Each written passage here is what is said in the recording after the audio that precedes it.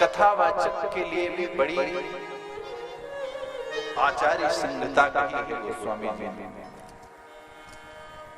रामचरितमानस के अनुसार वक्ता को कैसा होना चाहिए, यद्यपि रामचरितमानस में तो कम, भागवत जी में तो पूरे वक्ता के लक्षण बताए गए। गोस्वामी जी ने तो इतना करके छोड़ दिया कि जय गावहिया चरित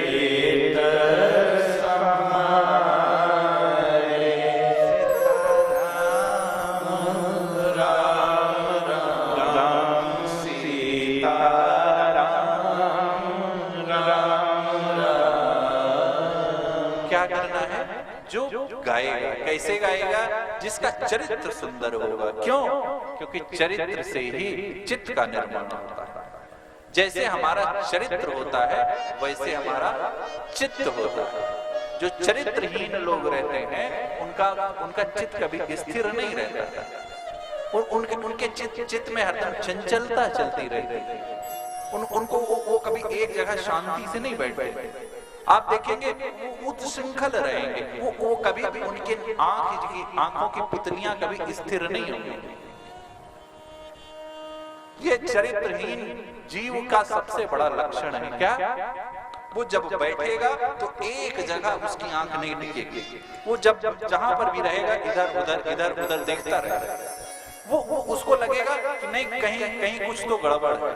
क्यों? क्योंकि उसका चित्त शांत नहीं होता। और जब तक चित्त शांत नहीं होता, जब तक चरित्र शांत नहीं होता। और चित्त शांत होने के लिए क्या कहा गोस्वामी जी? एक ही बात, सदा सुनहि सादर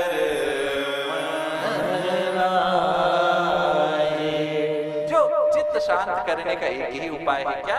कि शांति पूर्वक। मैं क्यों इतना बल देता हूँ, क्यों इतना कहता हूँ? इसलिए नहीं कहता हूँ, इसलिए कहता हूँ कि जब तक आप शांत होकर के, एकाग्र चित्त होकर के, सारे अपने जो इंद्रियां हैं उनको चहुओर से हटा करके, जब तक आप एकाग्र चित्त होकर के कथा श्रवण नहीं करेंगे तब तक आपको कथा का फल प्राप्त नहीं होगा।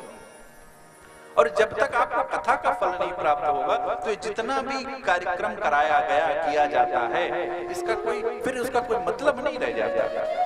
ये जो अनुष्ठान होते हैं, ये जो जितने भी अनुष्ठान होते हैं, कि चाहे नवरात्रि हो, चाहे जितने भी विविध प्रकार के जो अनुष्ठान होते हैं, ये सिर्फ इसलिए नहीं होते हैं कि ये इनमें से भीड़ इकट्ठा किया जाए।